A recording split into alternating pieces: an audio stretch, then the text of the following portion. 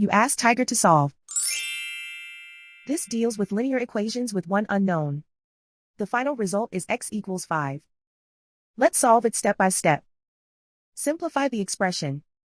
Expand the parentheses. Simplify the arithmetic. Expand the parentheses. Simplify the arithmetic.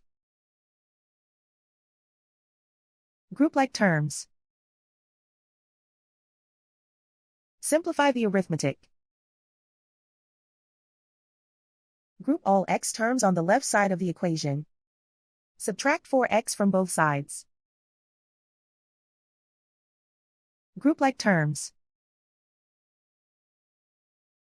Simplify the arithmetic. Group like terms.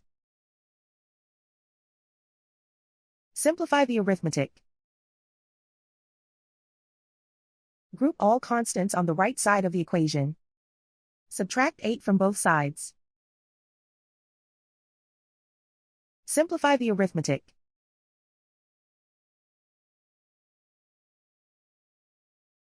Isolate the x.